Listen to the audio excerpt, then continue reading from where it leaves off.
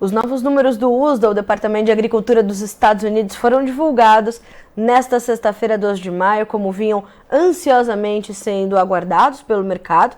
E os preços, claro, reagiram na Bolsa de Chicago. A soja fechou no vermelho, o milho bem próximo da estabilidade e o trigo voltou a subir.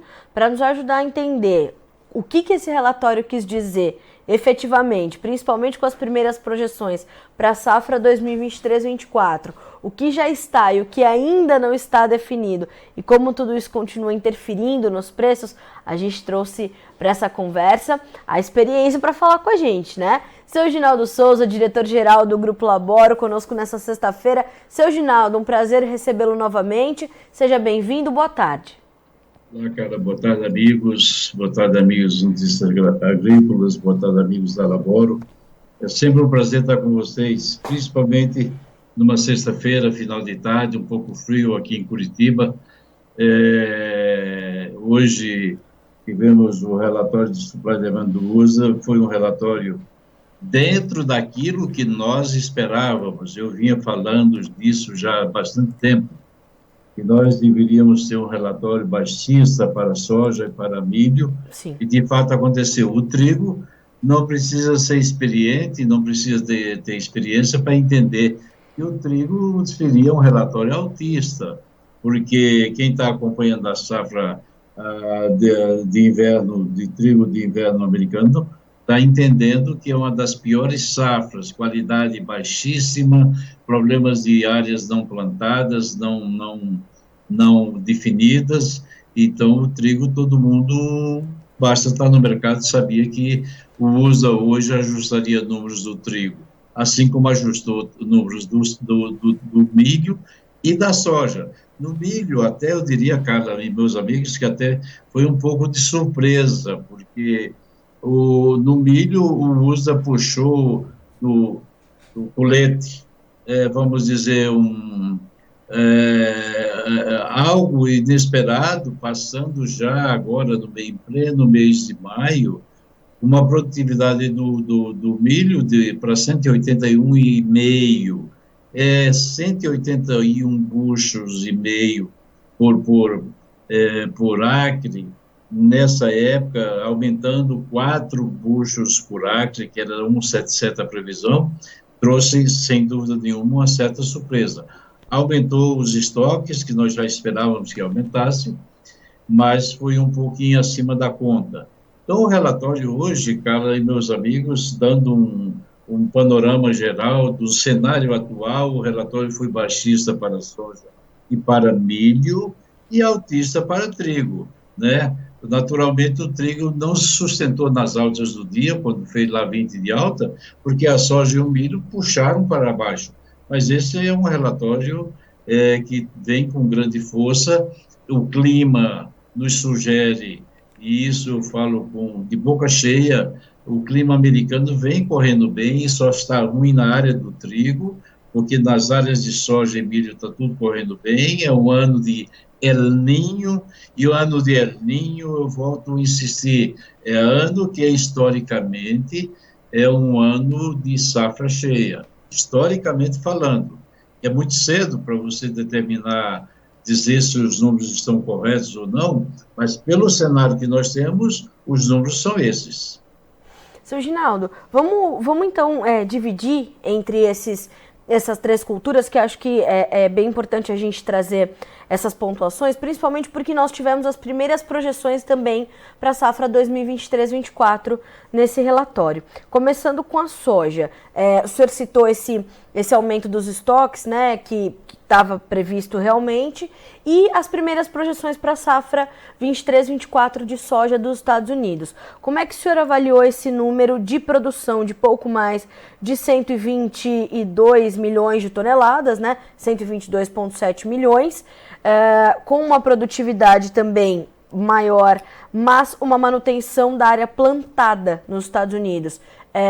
Também em linha com o que trouxe o Prospective Plantings no final de março, né? Essa manutenção da área de soja. Como é que o senhor avaliou esses primeiros números para a safra 23-24 dos americanos? Eu avaliei normal, dentro da tranquilidade.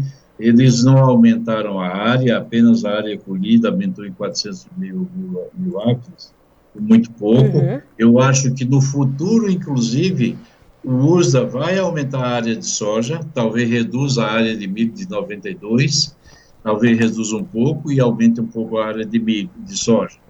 Os números da soja, eles também projetaram aí um yield, uma produtividade de 52 bushels por acre, Sim. que é, sem dúvida nenhuma, uma excelente produtividade. Talvez seja até um pouco cedo para se divulgar esse número, mas é o cenário atual, cara, e meus amigos, é o que o clima está dizendo nesse exato momento, é isso que o clima está dizendo. Então, a safra de soja é 122,7, 123 milhões de número redondo, não é uma safra excepcional. Talvez excepcional seja a safra do Brasil, que eles projetaram em 163 milhões de toneladas. Exatamente, Né? seu Ginaldo. Então, nesse aspecto, eu acho que a safra de soja americana está normal, está tranquilo, o clima está dizendo isso. Agora, uma safra do Brasil em 163, que nós ainda nem plantamos, né?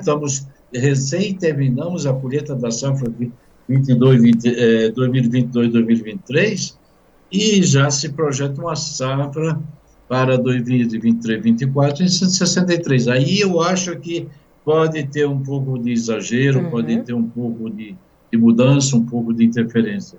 Mas a safra americana veio dentro daquilo que a gente já esperava, já se falava, nós falávamos. Se você lembrar, nós falamos aí de 123, 124 milhões, já vimos falando disso, para a safra americana. É uma safra dentro do esperado. E eu acho que o USDA vai aumentar mais essa safra americana, certo, não pela produtividade, mas sim pela área, e no futuro, na minha opinião, vai aumentar a área de soja. Seu Ginaldo, o USDA também reduziu em relação à safra 22-23 a sua estimativa para as exportações de soja. Para esse ano safra, a gente está falando em 54,8, para o ano que vem 53,7, ou 53,8 milhões de toneladas, 1 milhão a menos. E um aumento no esmagamento de soja nos Estados Unidos, ali 2,4 milhões de toneladas a mais. Como é que o senhor avaliou essa questão, portanto, da demanda, exportação e processamento, e também a importação da China estimada em 100 milhões, né, seu Ginaldo? 98 milhões, Carlos. Perdão, 98 milhões, perdão, 98 milhões, isso mesmo. 98 milhões. É natural que a demanda, estando baixa, eles reduziram, inclusive, as exportações, por causa da demanda. A demanda da China está indo aí passo a passo, devagarinho, está muito calma, muito tranquilo. Então, eles reduziram as exportações para 2022 e 2023 também. E colocaram, naturalmente, a demanda chinesa em 98. Eu diria para você, Carla, que isso é uma coisa normal. E aumentaram o crushing, ou seja, o esmagamento. Por quê? Porque eles estão esperando que a demanda por biodiesel, por biocombustível, vai aumentar. E a soja é, sem dúvida nenhuma, a oleaginosa que mais tem oferecido condições ideais para o uso de biocombustível. Então, essa relação, eu acho que é uma relação normal. Aumenta o crushing, mas reduziu as exportações devido à demanda.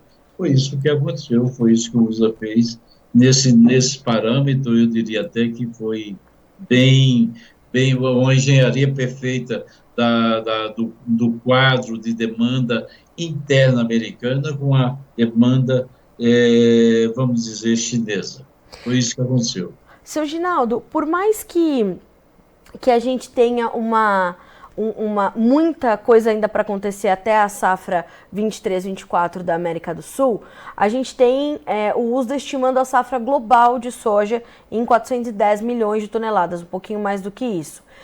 Isso já começa a ter um peso no mercado, o mercado futuro já começa a precificar isso, né? Apesar da gente estar concluindo a 22-23 por aqui, mas esse número é um número que já traz muita interferência, as cotações a partir de agora, entra no radar muito forte essa informação? Entra. Tanto é que você veja o novembro, A partir da safra nova Sim. americana, o mercado caiu 25 centavos, né, Carla? Exato. Então, quando o nearby, o julho caiu apenas 15 centavos. Não sei se você percebeu, no momento em que o USA anunciava os números, o contrato de soja julho chegou a trabalhar no green, chegou a trabalhar positivo. E foi aí justamente que brasileiros mais atentos aproveitaram para vender, tinham deixado ordens um pouco acima do fechamento, Sim. já esperando que, se isso acontecesse, de fato aconteceu, e venderam. Então, isto que nós vimos nos contratos futuros de new crop, de safra nova, refletindo uma queda de 25 centavos, já é reflexo dessa safra global que está se colocando. 163 no Brasil, 48 na Argentina, 123 nos Estados Unidos, isso é o reflexo disso aí.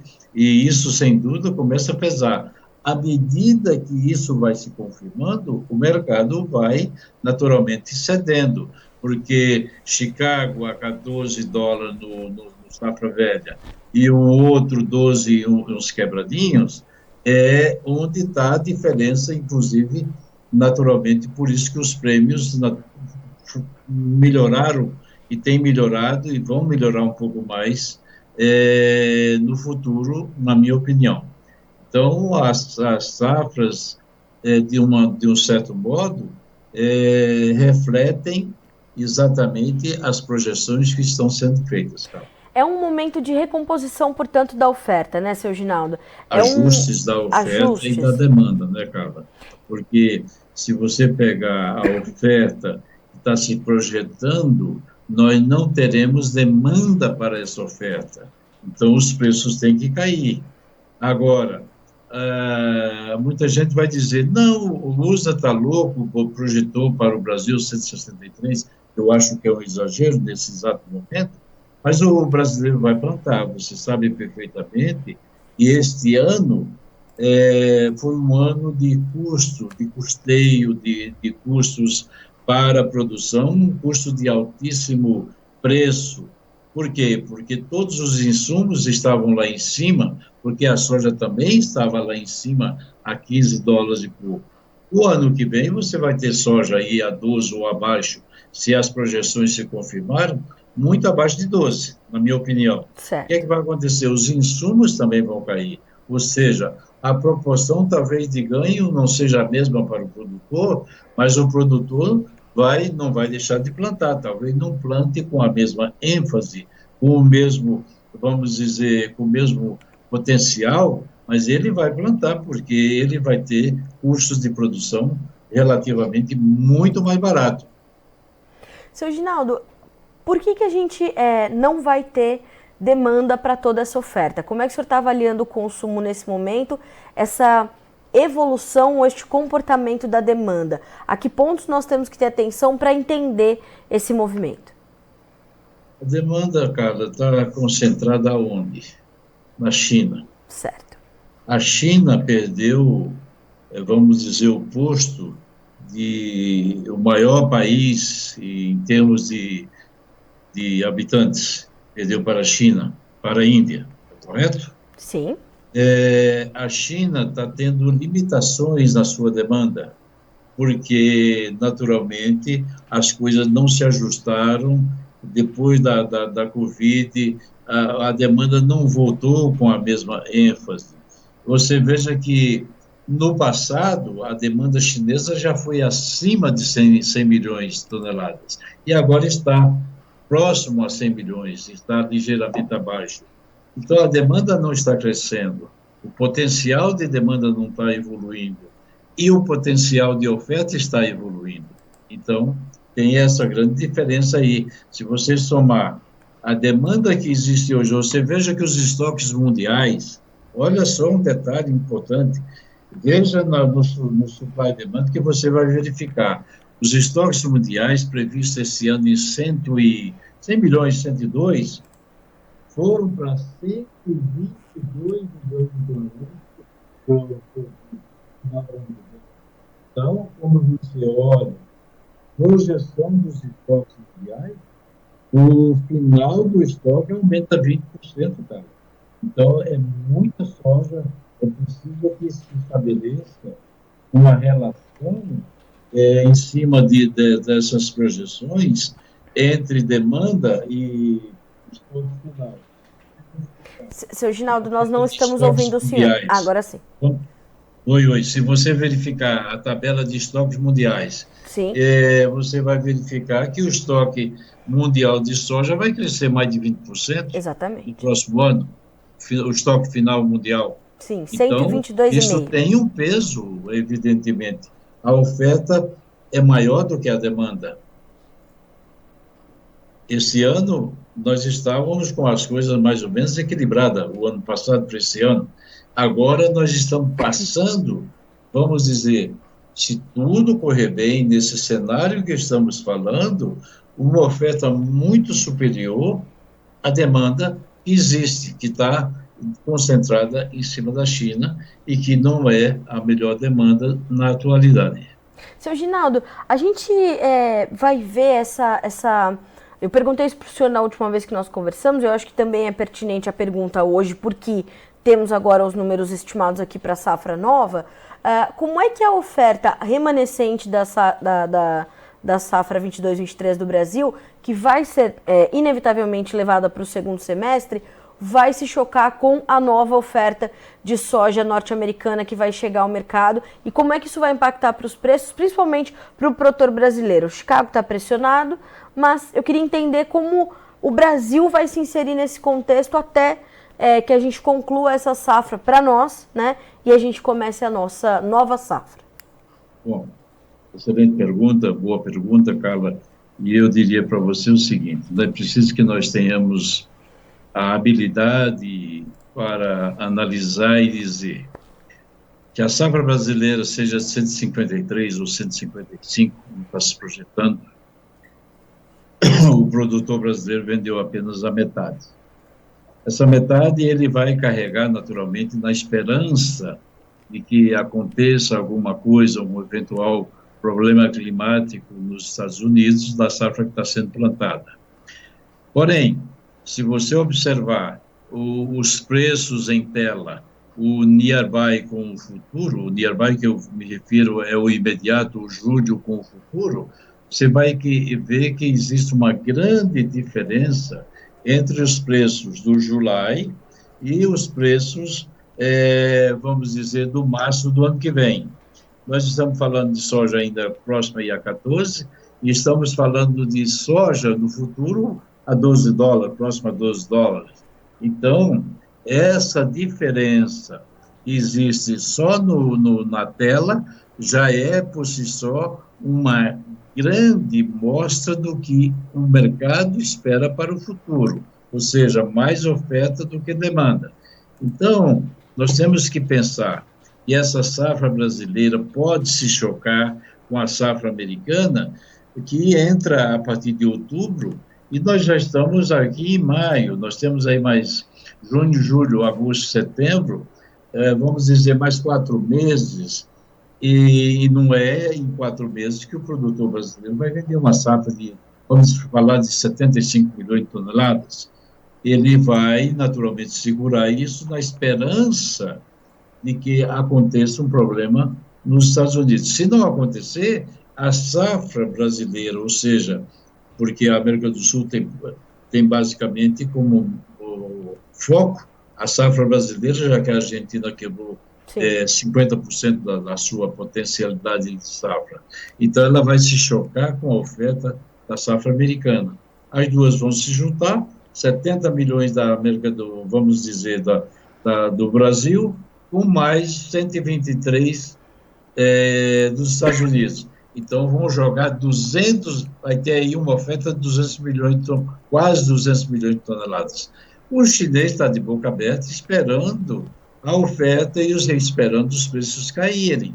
Então, o choque será inevitável, mas o brasileiro não vai sair vendendo pela característica que nós conhecemos, de nós brasileiros, não vai sair por aí vendendo à torta e à direita.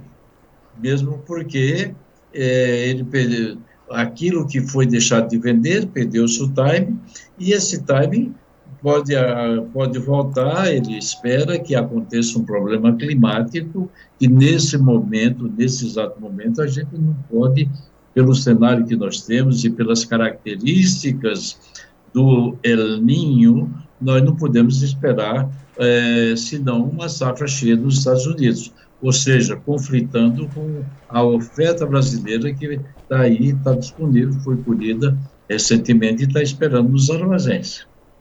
Seu Ginaldo, a gente está falando sobre esses cenários todos de mercado, essa recuperação dos prêmios, essas sinalizações para Chicago com os números que chegam hoje. Como é que foi essa semana, quando a gente olha para o mercado brasileiro de soja, mas principalmente para o humor e para o comportamento do produtor brasileiro? O senhor, com a sua experiência, o que tem sentido? O senhor já deixou claro aqui, mais de uma vez, que o produtor perdeu o timing, né, seu Ginaldo? Ele perdeu o timing, aquele produtor que não avançou com estratégias de comercialização efetivas, eficientes. Como é que ele está se comportando agora, principalmente diante dessas janelas que se abriram com a melhora dos prêmios? Algo mudou? Ele começou a entender que ele precisa avançar e que o mercado vai ter esses momentos como esses que a gente está vivendo agora, e eles são inevitáveis? Carla, eu prefiro safra cheia do que safra curta com altos preços. Certo. Safra cheia quer dizer abundância. Sim. O preço às vezes está baixo, mas você tem abundância. E o preço alto, nem sempre o preço alto significa que tem abundância, porque a safra muitas vezes é muito curta. Mas eu diria para você, eu lamento profundamente, eu tenho vários amigos meus, brasileiros, que são meus amigos, não fizeram, talvez, vamos dizer, o dever de casa como deveria ser feito, e eu não estou aqui para criticar ninguém, muito pelo contrário, eu lamento por aqueles que não venderam. Sim. Triste. Evidentemente, quem poderia ter vendido soja a 170 no começo do ano, não vendeu. Nós temos um problema aí também com o dólar, cara. O dólar não está ajudando, o dólar está caindo, o dólar está aí a 4,92, 4,93. Então, você tem, vamos dizer, Chicago caindo, o dólar caindo. Por que o dólar está caindo? Olha, o Banco Central brasileiro manteve as taxas de juros, aumentou as taxas de juros. E você tem toda a gama de exportação de produtos, vamos dizer, agropecuários saindo, e o dinheiro entrando. Então, o dólar está sendo pressionado. O produtor brasileiro está, coitado, vamos dizer, coitado entre aspas, me perdoem os meus amigos, me perdoem vocês, produtores, que eu respeito bastante, são excelentes produtores, com uma gama de conhecimento, know-how, tecnologia muito grande.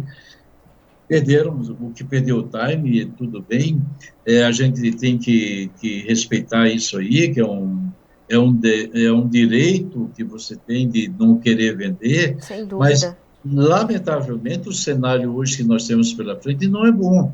Evidentemente, tudo pode mudar. Se houver uma mudança, politicamente falando, que o dólar venha a subir, se houver, vamos dizer, um cenário climático nos Estados Unidos, na Europa, que possa trazer influência no trigo, no milho, que possa também influenciar farelo, que aí influencia a soja, mudar, o cenário poderia acontecer. Mas nesse exato momento você tem Chicago caindo e dólar em baixa. Então, o produtor não vai vender, isso eu sinto dentro de mim, dentro do meu eu interior, e posso dizer, não vai vender. Ele diz, eu já perdi o time, não vou vender agora o resto nesse nível. E vai segurar.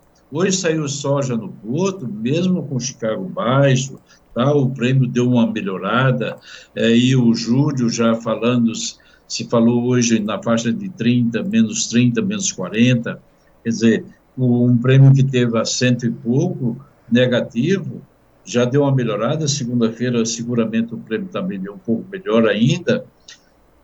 mas saiu soja no porto a R$ 139. Não é um preço excepcionalmente ruim, é um preço que ainda daria para o produtor vender, mas eu sinto que ele não vai vender com ênfase, dar ênfase a isso, ele vai vender da boca para boca, à medida que for precisando, e outros vão vender porque precisam colocar a grande safra de milho, a safrinha de milho que vem aí pela frente. Isso também vai influenciar, o produtor vai guardar a soja, vender o milho está com um preço ruim, muito ruim, e então o cenário não é bom de um modo geral. Não adianta a gente querer costurar, dizer que o cenário é bom, não, hoje não é. Segunda-feira pode mudar. Ah, ok, o clima no Brasil entortou, não está chovendo, a safrinha pode ter problema, o clima nos Estados Unidos não está chovendo, na Europa piorou, aí é outra coisa. Mas nesse exato momento, você não pode dizer que os preços vão reagir, porque seria jogar no mercado uma coisa inverídica, uma coisa que poderia, vamos dizer, não ser verdadeiro, e aquilo que não é verdadeiro não é bom para ninguém. Exatamente, e é importante que a gente traga essa mensagem para o produtor, né, seu Ginaldo, porque ele precisa ter essa consciência reforçada de que os momentos como esses, de safras cheias e projeções de safras mais cheias ainda, como essa safra que o senhor falou, talvez agora seja um grande exagero a gente falar em 163 milhões de toneladas para o Brasil, mas pode acontecer. E se pode acontecer, se o produtor vai plantar, vai investir em tecnologia, vai aumentar a área, que ele também pense na comercialização para não viver adiante o que está vivendo agora, né, seu Ginaldo?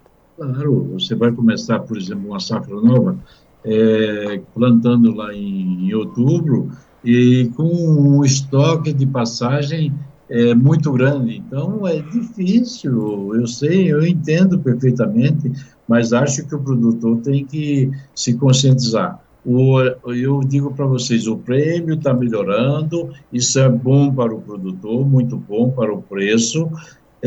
Oxalá o dólar também viesse melhorar. Agora, em Chicago, eu não posso prever nesse exato momento a Bolsa de Chicago vai reagir. Não há, o cenário não mostra isso. Agora, se o clima mudar, tudo bem, mudou, mas o produtor brasileiro tem que se conscientizar que os preços que estão hoje no porto, nessa faixa de 139, o próximo aí é 140, podem cair mais ainda, né? Então, carregar estoque nesse exato momento, carregando perda, quebra técnica, custo de armazenagem, será que vale a pena? Então, ele tem que fazer esses cálculos, ele sabe fazer, naturalmente. Sem dúvida. Seu Ginaldo, quando a gente olha para o milho, é um cenário muito semelhante ao da soja? A gente está falando também de aumento da safra americana, aumento da safra global. Para o Brasil, uma safra, um número semelhante ao que a gente vê para essa temporada, né, na perspectiva do USDA, mais de 1 bilhão e 200 milhões de toneladas que são projetados para a temporada 23-24 global. Como é que o senhor entende esse mercado nesse momento? O senhor acabou de falar que para o milho a gente tem aqui no Brasil também um momento difícil. Esse cenário que o senhor brilhantemente descreveu para a soja é o que vai se aplicar para o milho também?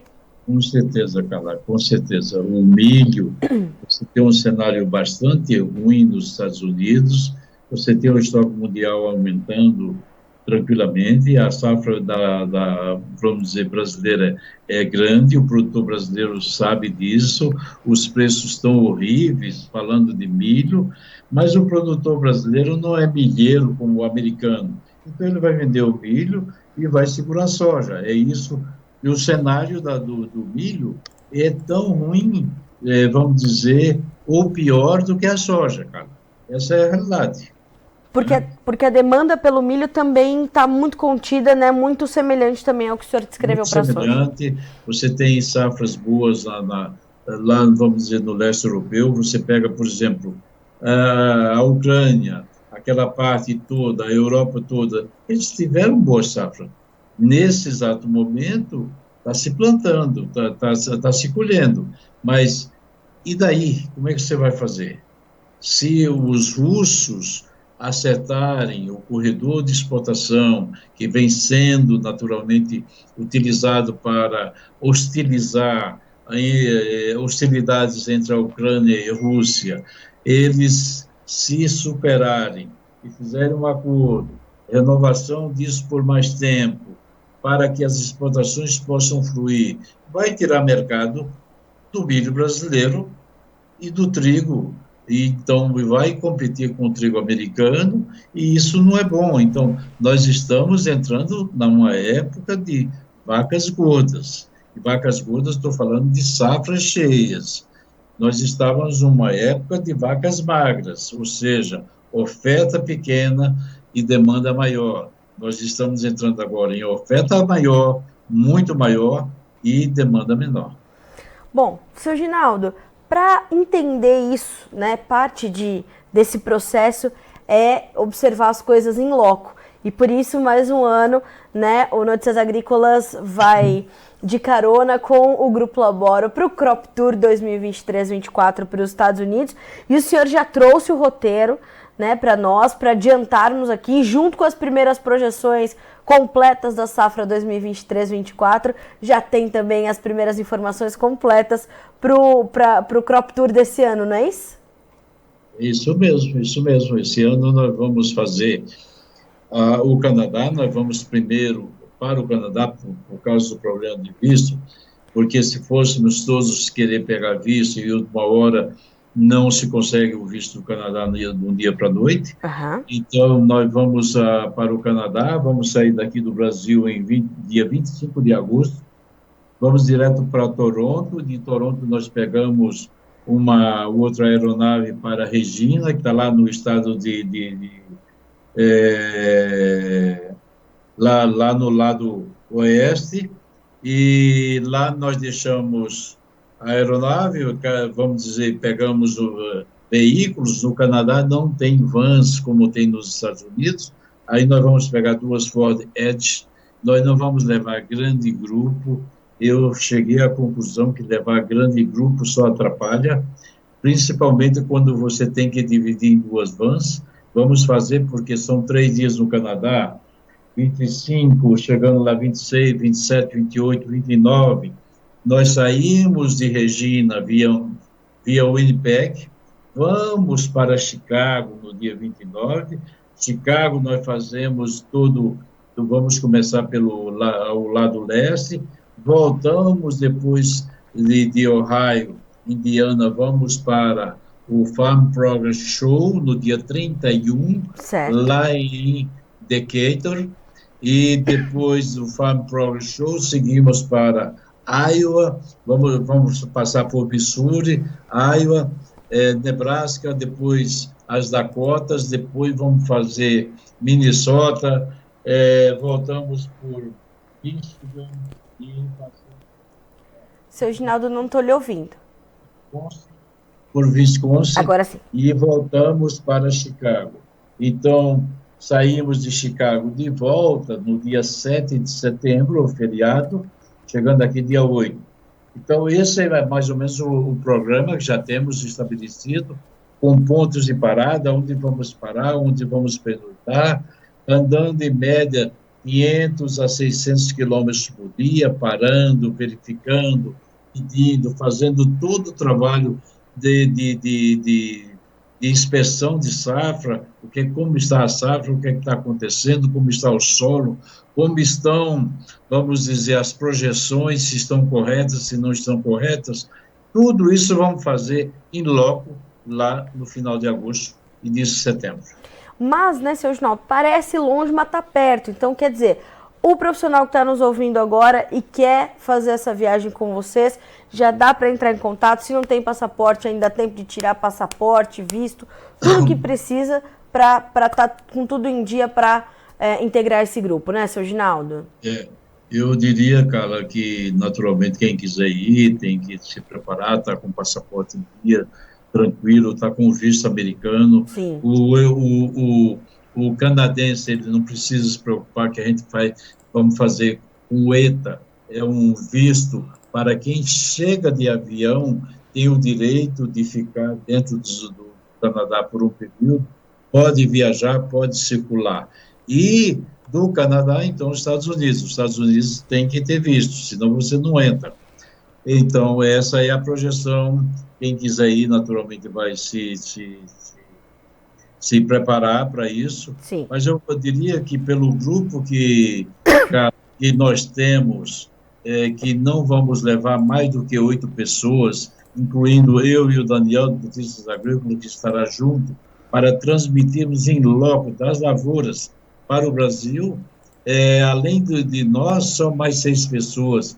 E te juro, com toda sinceridade, hoje já muita gente já nos ligou e reservando, querendo ir. Essa é uma viagem que nós não ganhamos absolutamente nada. Fazemos uma projeção de despesas, essas despesas são, vamos dizer, essa projeção é só para cobrir despesas, não cobramos do produtor qualquer tipo de extra, absolutamente nada, mas também só vamos levar aqueles que somam, agrônomos, diretores de empresa, gerentes de cooperativa, pessoas que podem somar, que podem adicionar nas pesquisas que nós iremos fazer, Carla. Sem dúvida, seu Reginaldo. Quem quiser saber um pouco mais, é só entrar em contato com vocês aí da Laboro, né? Aqui no Notícias Entrar em Agrícolas. contato conosco da Laboro e também com a Dani Molinari, que faz toda a nossa, vamos dizer, para quem nós entregamos para a emissão de passagem, reserva dos hotéis. Os hotéis, nós procuramos ficar sempre em hotéis de 4 estrelas, tipo Holiday Inn Superior, esse tipo de hotel, cadeias grandes, sim, para evitar desconforto, porque todos nós trabalhamos o dia inteiro, chega de noite, queremos dormir bem. Então, só vamos levar grupo, pessoas que queiram realmente se associar no sentido de dar boas informações, tecnicamente falando. Seu Reginaldo, tenho certeza que o pessoal já está animadíssimo para isso. Para a gente finalizar, eu vou trazer uma pergunta para o senhor aqui do Juliano Scherer, que diz assim: Carla, pergunte, por gentileza, ao seu Reginaldo, qual seria uma projeção do valor da soja no melhor cenário possível até a entrada da soja americana ali no período de setembro a novembro, contabilizando Chicago mais prêmios. O que o senhor imagina de preços aqui para a nossa soja até a chegada da safra dos Estados Unidos, seu Reginaldo? Juliano Scherer, my dear, essa pergunta vale alguns bilhões de dólares. Eu estou na cada bilhão, seu Reginaldo, bilhão. Hein? Bilhão de dólares, essa pergunta. Bilhões de dólares, não é milhão, é milhões. Que eu não tenho essa sabedoria para te responder. Eu posso te dizer o seguinte: eu acho que a tendência, o prêmio é subir e a tendência de Chicago é cair, uma coisa talvez compensando outra. Mas eu acho que se o cenário se intensificar, se o clima continuar adequado nos Estados Unidos, Chicago cai muito mais do que o prêmio sobe. E se não houver uma ajuda do dólar, o cenário de preços não ficará melhor do que está hoje. Vamos falar de preço no Porto a 140, não é melhor do que isso. Então, dizer para você que soja vai a 150, se for, meu amigo, é para vender. E dizer para você que soja vai a 120, eu não diria que vai a 120.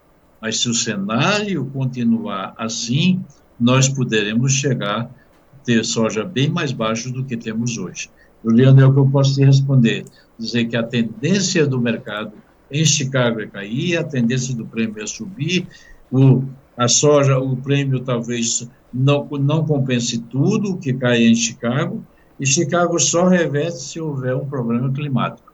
Então, não aposte em preços muito mais altos, porque o cenário não mostra isso, Juliano. Seu Reginaldo, obrigada mais uma vez por o senhor estar conosco, né, de novo aqui no Notícias Agrícolas. O senhor é de casa, o senhor é da nossa família, o senhor sabe disso, e num dia tão importante como esse, onde a gente tem tantos números para entender, a sua sabedoria, a sua experiência são determinantes.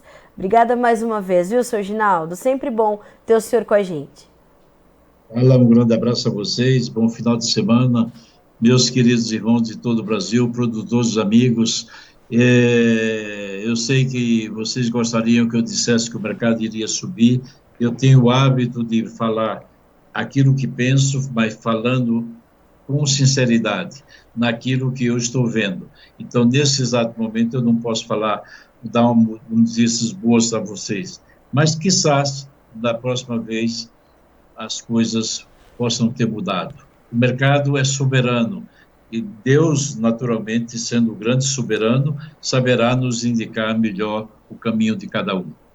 Fiquem com Deus. Um bom final de semana, muita saúde a todos. Amém, seu Ginaldo, para o senhor também. Até a próxima. Bom final de semana, bom descanso para o senhor também, para a gente começar fortes a semana que vem. Até mais, seu Ginaldo. Um abraço. Fiquem com Deus. Amém. Tchau, tchau. Seu Ginaldo Souza, diretor-geral do Grupo Laboro, conosco nessa tarde de sexta-feira. Dedicamos um bom tempo para entendermos o relatório do USDA, porque de fato, né, o seu Ginaldo fez um comentário ali bastante interessante, muitos comentários interessantes durante a sua fala, mas ele dizia, estamos entrando num período de vacas gordas, de gordas safras. Isso quer dizer que a oferta está ali se reajustando, a demanda também, e a demanda não deve crescer na perspectiva do seu Ginaldo, e nos números que a gente acabou de receber do USDA, né, a gente não deve ter a demanda crescendo no mesmo ritmo da oferta, que já está crescendo de forma bastante acentuada, já se confirmando na safra 22-23 de soja do Brasil e na produção total do Brasil, já somando safra, safrinha, e onde é possível fazer terceira safra. Então percebam, é de fato um momento de recomposição da oferta, né? Então olhar para isso é bastante importante, fazer essas estratégias, revisitar as estratégias de comercialização, mais importante ainda, até porque esses novos números que ainda vão se consolidar, ainda vão mudar, eles já trazem interferência ao mercado, né? Então hoje o USDA estimou uma safra global de soja na temporada 23-24 de mais de 410 milhões de toneladas. Para milho, mais de 1 bilhão e 200 milhões de toneladas. Neste contexto, o Brasil participa com 129 milhões de toneladas de milho, e o milho tem ali um cenário muito diferente, né? E é uma produção na casa do bilhão de toneladas, e a gente tem o Brasil participando desses 400 milhões que estão estimados, 410 milhões estimados para a safra 23-24, com uma estimativa para a nossa nova safra de 163 milhões de toneladas. Se você está sofrendo agora com a tua comercialização, entenda que a gente deve ter uma safra maior o ano que vem, e para não passar pelo mesmo problema. Custos de produção estão dando boa margem, estão dando bom resultado, feche parte dos seus custos de produção. Vá aproveitando e capturando as oportunidades que o mercado lhe oferece. Essa foi a mensagem do seu Ginaldo nessa sexta-feira, 12 de maio de 2023. Vamos ver como ficaram as cotações da soja, do milho e do trigo na Bolsa de Chicago para fechar o dia. Maio, 14 dólares e 35 centos por bushel, 8 pontos mais 25 de queda, já esse vencimento sai da tela. Mas o julho fecha com 13,90, 15 pontos e meio de perda. O agosto, 13,18, caindo 19 pontos. Setembro, 12 dólares e 44, 23 pontos mais 75. Todo esse cenário se reflete em vencimentos mais longos, caindo mais, portanto. No milho, os preços fecharam bem próximos da estabilidade em campo misto, né?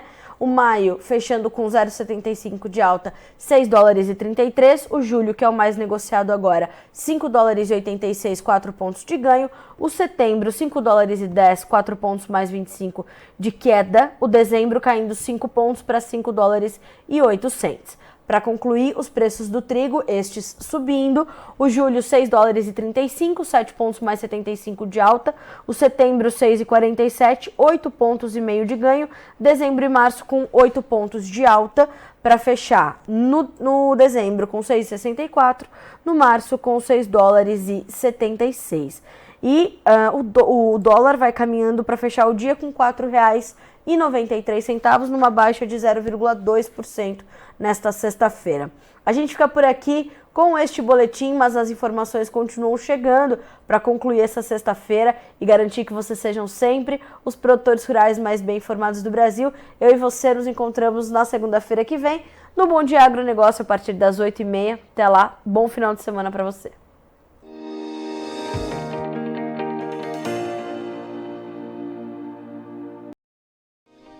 Se inscreva em nossas mídias sociais. No Facebook, Notícias Agrícolas. No Instagram, @Notícias Agrícolas. E em nosso Twitter, @Norteagri. E para não perder nenhum vídeo, não se esqueça de nos acompanhar no YouTube e na Twitch, Notícias Agrícolas Oficial.